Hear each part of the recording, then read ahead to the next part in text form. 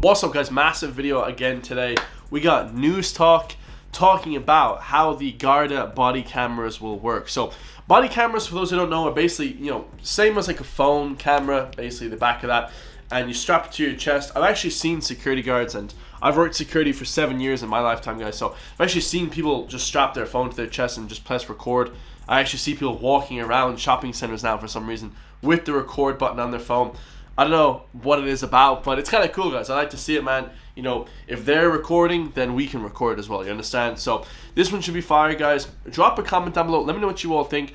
I've watched countless hours of police activity, which is a YouTube channel with all the American police, all the shootings and all the craziness that goes through their day, stabbings, shootings, everything, guys. They have the craziest YouTube channel of all time, police activity. Go check it out. Hopefully the Garda put up their videos on YouTube every single day. Their encounters would be phenomenal to see. I would love to have a YouTube channel with the Garda cameras releasing, because it's public. It's basically public footage then. And I would love to react to those videos, guys, because what goes on in Ireland would be incredible to see, the stuff that the guards have to put up with. And yeah, let's get it, man. Let's go. As you may know, the Gardaí are planning to start using body cams and has just published a €2 million tender for the cameras, following which they will be used on a trial basis. Newstalk's tech correspondent Jess Kelly has seen them in use firsthand prior to this and joins us now. Afternoon, Jess. Afternoon, Sean. So tell us about we have the Special Forces Jess Kelly here. Come on, Jess, tell us about the American police force system and how they videotape everything. I think they do it in Britain too, but I don't really want to talk about Britain ever, guys, to be honest. I'm not a fan. At least in what the Gardaí are envisaging. Where will this camera be and how will that work? So initially, once this tender process is done, the little body cams will be on the vests of Gardaí, and it's going to be done on a trial basis. So guards in Pearse Street, Kevin Street and Store Street here in Dublin, as well as Waterford and then Limerick's Henry Street, will have them on a trial basis. And during this trial... So basically, they're putting them on all major dangerous areas, guys. Limerick, Dublin, that's pretty much it, man. They're going to work out when and why they'll be utilised. Because the first thing to state is these aren't going to be live streaming every single element for an entire shift that the Garda is working. Yeah. They're going to be there and activated in certain use cases. And they're still sort of feeling their way through the legislation and putting the boundaries in place to identify what those use cases will be. Well, I mean, if you arrive on a scene, I mean, guys, any scene that you arrive on, you should have it playing anyway.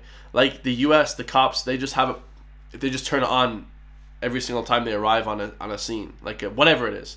It doesn't matter, guys. Just turn it on always, because it's like unlimited footage pretty much. It's cool. Right. And are there legal restrictions on when a guard could use the camera? Yes, and this is something that's really important to stress, because when any type of legislation is coming into play and when something of this nature is coming into play, An Garda Síochána still have to jump through all the hoops that anyone else would have to when it comes to introducing something like this. So they have to do what's called a data protection impact assessment, which sounds like the most boring thing in the world, yes, but it's vital to protect all of us. So they need to find and put forward the cases where the camera is to protect the police, it's not really to protect the citizens. Like it's so that if they do something crazy, it's on camera. All right, it's kind of to protect the citizens, but it's to protect themselves. Or that's how I would be looking at it when I videotape the place. It's so that nobody does anything crazy, because it's all on tape, and we can go back then and review it in court, let's say.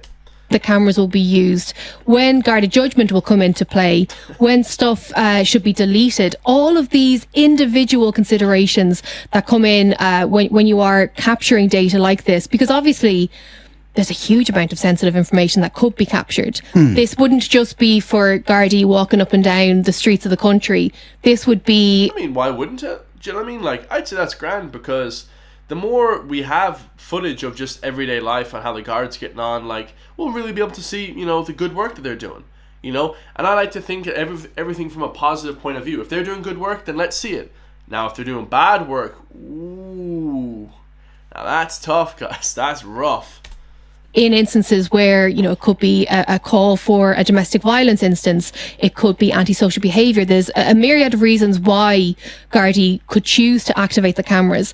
But before a single one goes onto a street here in Ireland, they will have to do all of this justification to the Department of Justice and to the Data Protection Commission as well, to make sure that all of the boxes are ticked.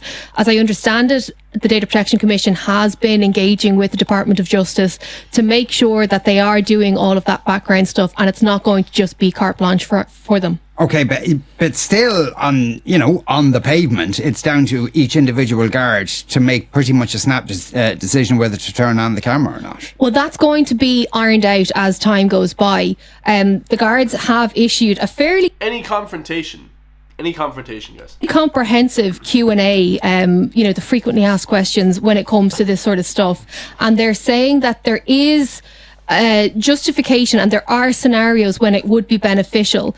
Some of the perceived benefits, as they've laid out here, are improved safety for Gardaí, a reduction in complaints of Garda misconduct, to save time in preparation for court, to lower the cost of investigations, improve ability to collect evidence for trial, enhance accountability, and reduce challenges around arrests. So that's the case that they have put forward. There's some of the benefits that are there. But as I said, to be honest, there's only benefits coming from recording everything, guys. There's no downsides ever to recording anything, ever. You know what I mean? If you're recording stuff, there's the proof right there, 100%. Cannot be altered. That they won't be streaming live the entire time. They will be activated when the guard deems it to be appropriate. Right. Okay. And then it's stored on the camera that's in their body armor, and then they bring it back to the station and it's downloaded there, is it? Exactly. Yeah. So the way it will work is the cameras will be worn on the vest, and then at the end of the shift, when they go back to the station, they'll be uploaded to the cloud. And it's not going to be like, Google Docs where anyone can go in and have a snoop. It's going to be in a very secure facility. They say that at the moment the plan is to store files for 31 days. And if it's not of any evidentiary value, they'll then automatically be deleted. If, however, something does hold value from an evidence point of view, it will be retained and then could be brought forward as part of evidence for a court case. Right, okay. And who makes that decision? Is that the DPP makes that decision or a guard? It will be, I assume it will be assessed like any other piece of evidence. So when guards are filing their case for the DPP to make a decision as to whether or not something will be brought forward, it would just be like any other piece of evidence that they have. It'll be logged, it'll be categorised, it'll be stored in a secure location. Because we have had instances in the past where pieces of evidence go missing, for example. Obviously, you'd like to think it's a little bit What happened to that pound of weed that we stole off the hippies? Easier with digital evidence in that it will be stored. It's also very easy to identify and track when digital archives have been accessed and by whom. So the goal is to have it sort of as clean and as neat as possible. Yeah. Now, Brian, as already pointed out, might be slightly obvious to people, I'm confused. The Gardaí have to access when they can activate the cameras. However, anyone can shove a camera into their faces and post it on social media. Don't figure. This is a huge issue. This is something that... Wait, this is so stupid. When you arrive on scene, you turn the camera on. That's it. Why do we make everything in Ireland so complicated when you arrive on the scene? Okay, hold up. Let me break that. Kira Kelly, whatever her name is. Let me break it down for you. Okay, idiot. Okay, you get a call at the station. You get the dispatch calling you, right? I'm in the car. You're sitting there. You're in there. You're ready to raise hell because there's violence. Okay, you get a call. Car 69 to County Gaines. We got a stabbing at Dublin, North Side, inner city, whatever. Oh, okay. Arrive on scene. Maybe a minute before we get to the location, you click the little button. Within 5 seconds, the video and the audio activates, and then that's it, guys. You have forever audio, and then you just click it off when you want to click it off. Why do we make it so complicated? It is ridiculous the way we do stuff in this country, man. I don't know what... Bro, I'm about to have a meltdown on this channel. That's all you have to... I've watched literally probably 2,000 police videos in America. Alright, shootings and all that stuff. It's all on YouTube, guys. Public data, right? This is public information. Just turn on the cameras, guys. What is the big deal? Unbelievable. I'm about to blow a gasket here, man. I actually looked at a number of years ago because the West Midlands Police Force 5 years ago... Here we go again, following the British. Let's not follow the British. with anything that they do ever for the rest of history, guys. Weren't they in charge of us for like 800 years? I don't want to learn about British history. I don't want to learn about the British, the Redcoats. I want to learn about America and how we can progress the country. Please, no more British followings. Piloting the use of body-worn cameras. So I went over to Birmingham and I met with the police and I learned a little bit more about their pilot program.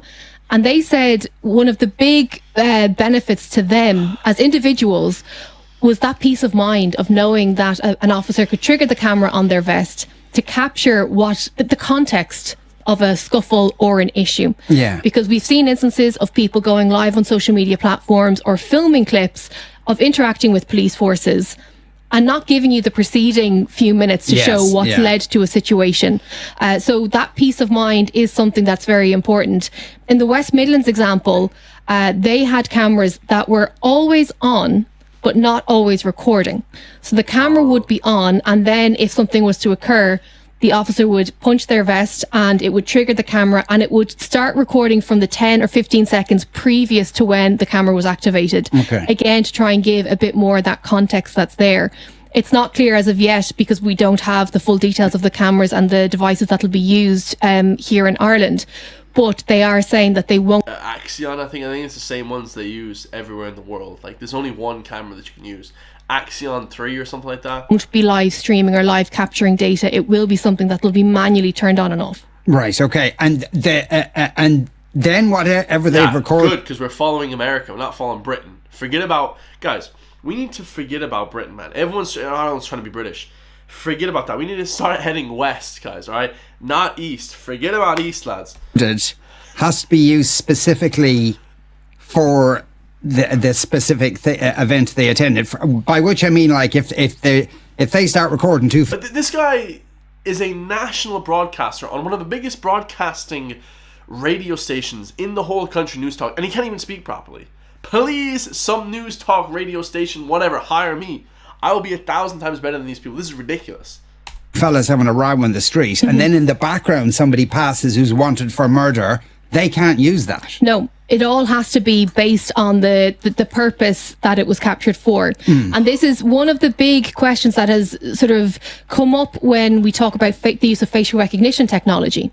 So, for example, in that scenario, if there is a snippet of a video captured and there's somebody in the background, they use facial recognition technology to try and identify the two people who are the primary characters in the video, but the facial recognition technology picks up the lad in the background. Yeah. They can't use that. And this is something that I think the use of any type of biometric or any identification type technology is always going to be problematic, and there will absolutely be concerns, which there should be. But the legislation as it stands at the moment is that they can't then use that thereafter to identify the third chap in that scenario. Right, okay. But the legislation does cover... if you've called, you've got a suspected offender and you're filming that suspected offender, you don't need their permission to ask them, can I film you while you commit this crime? No, and you also don't have permission to ask the guard to stop recording either. Why would you need permission?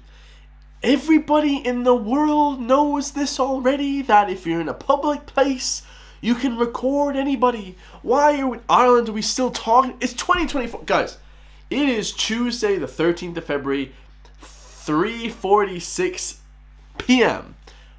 Why the hell are we still talking about can we record people in public? This is Pop-Tart ED, okay? Because I can't say that word, because I'll get banned.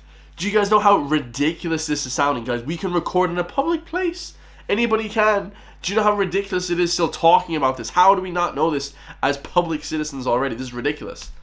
If you've called, you've got a suspected offender and you're filming that suspected offender, you don't need their permission to ask them, can I film you while you commit this crime? No, and you also don't have permission to ask the guard to stop recording either. This is something that's going to be a tool that they can utilise.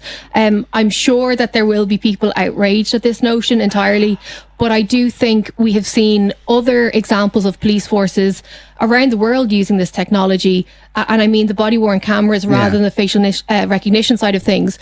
And it has been of great value when it comes to evidence, particularly in very sensitive cases where a guard is walking into a situation that could be quite delicate. There could be, high emotions, quite volatile people involved in the scenario. That's something that I've always wondered. How do you fully articulate that in a written statement, for example? Whereas if you have the video footage that you can play for a court to give full context to a scenario that played out, I do think it could be of great benefit, but it will come down to that judgment call of when it's used and why. Yeah. But also I assume there'll be some sort of light that goes on so that the people being filmed will see clearly that the recording's taking place now. Yeah, and this is one of those delicious things that comes as part of all data protection legislation. Delicious. And you do need to let people know when they are recording. So it will be evident when the camera is on.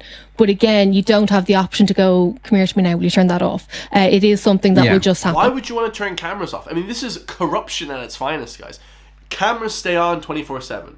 All right, if anyone talks to me ever in life that's not, my friends, the camera comes on. Just even have it in your pocket, guys, because then for evidence and further, investigation, so further time, then you'll know what the hell happened. What the hell? Yeah, okay. So the people being filmed can't. If the footage is only uploaded at the station, surely criminals will do anything to destroy the camera before the guard can get back to the precinct. Well, I suppose it depends on the severity of... well, that's criminal activity, so that's illegal anyways. So that's not even a question. Whatever it is there. It's a nice cheery thought. They're recording, that's kind of... Now, they put out the tender. Like, who makes this kind of thing in the world? Probably Germany or the US. Probably, let's take a guess here, guys. Leave a comment down below. Probably going to say America, actually. Probably America. Or Germany. Or... yeah, I think it's the US. There's an awful lot of companies who would do it, and there are ones who would specify or specialise in hardware for law enforcement. So the tender is out there at the moment, and that text actually illustrates brilliantly one of the examples that I'm sure, or I assume, the people behind the scenes on Garda Síochána will be looking for, which is if a camera is... damaged, or if somebody attempts to damage it, will it do either an auto deletion or an auto upload to the cloud, something like that, to protect the evidence in question? Because I'm sure all of these different factors do come into play. So we don't know as of yet who will win this tender. This is one of those scenarios where I think a lot of paperwork and sort of climbing over red tape and working around red tape come into play. But the goal here is to award this tender and then to have the pilot programs rolling out, with it being fully effective on a wider basis next year and then fully implemented then by 2026. Yeah, and there was a piece in the Indo today, and it was a Q&A with the spokesperson for the guards. When they were asked, will Chinese-made cameras be excluded from the tender? The answer was no. Yeah. Oh, there's me thinking that they'll be high-quality American. Or German. Nope. We get China. Oh my. Is that, without sounding too paranoid, is that something to be a bit worried about? It's a funny one, particularly when you look at different... Guys, we're going to end that right there. I couldn't care less about Newstalk. I'm not going to give them the respect they want, but we're going to Google real quick from my beautiful people where these cameras are made, guys. Body cameras, right? I think they're called body camera. So I think it's an Avon or Axion. Hold on a second. Avon. Axon Body 3. That's it. Isn't just a camera. It's a rugged communications beacon front and center of every call. Where are they made, guys? Where are they? So they each individually cost $700. That's a lot, guys. Golly. Because it uploads to the cloud pretty fast as well. So, yeah. We're going to see where they're made, guys. About 700. That's a lot, guys. Made. Yeah. So hopefully, take a guess, guys. Take a wild guess. It doesn't really say exactly, but yeah, definitely will be used, and hopefully that's the cameras that they got. Yeah, pretty cool, guys. Hopefully it's made in the US. I think they are, guys, but it's not even saying, bro. But yeah, if it's Chinese made, I mean the criminals are gonna win, guys. That's one thing that you guys really shouldn't be skimping out on in terms of money. So yeah, let me know what you guys all think. I love you all. I'll see you guys in the next one. Peace.